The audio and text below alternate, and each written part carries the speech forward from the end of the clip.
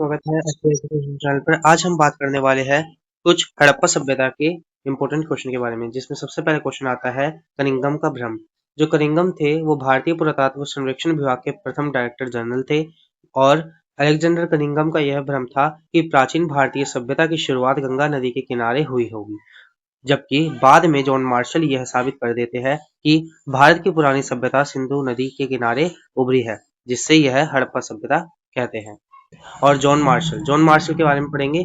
ये एएसआई के महानिदेशक थे, मतलब आर्कियोलॉजिकल सर्वे ऑफ इंडिया के प्रथम, मतलब डायरेक्टर जनरल थे, प्रथम थे अपने कनिंघम, और उनके बाद आए थे जॉन मार्शल। अब 1924 में विश्व के समक्ष जॉन मार्शल ने हड़प्पा सभ्यता की खोज की घोषणा कर दी थी और कनिंघम के भ्रम को तोड़ा। और अब बात करते हैं हड़प्पा सभ्यता की जल निकास प्रणाली के बारे में। हड़प्पा सभ्यता की जल निकास प्रणाली उच्च कोटि की थी और साथ ही साथ नदियों की जो, मतलब नालियों की जो पुताई थी वो चूने के पत्थर से होती थी। ठीक है, चूने से होती थी और नालियां बड़े नालियों से जुड़ती थी और साथ ही नालियां घरों के साथ साथ बनी होती थी और नालियों में ग्रिड व्यवस्था का प्रयोग किया जाता था और नालियां पक्की ईंटों से भी ढकी हुई थी। साथ ही अब बात करेंगे हड़प्पा सभ्यता के व्यापार के बारे में। हड़प्पा सभ्यता का व्यापार वस्तु विनिमय आधारित था।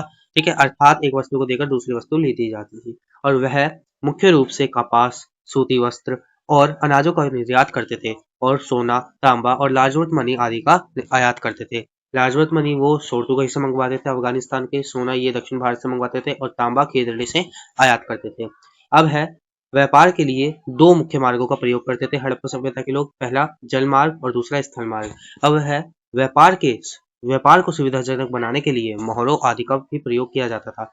उनकी मोहरें सेल खड़ी नामक पत्थर से बनती थी जो कि मुलायम होती थी। और हड़प्पा सभ्यता का व्यापार दक्षिण भारत, अफगानिस्तान, खेतली, ओमान और मेसोपोटामिया से होता था। मेसोपोटामिया से ये लकड़ी आयात करती थी।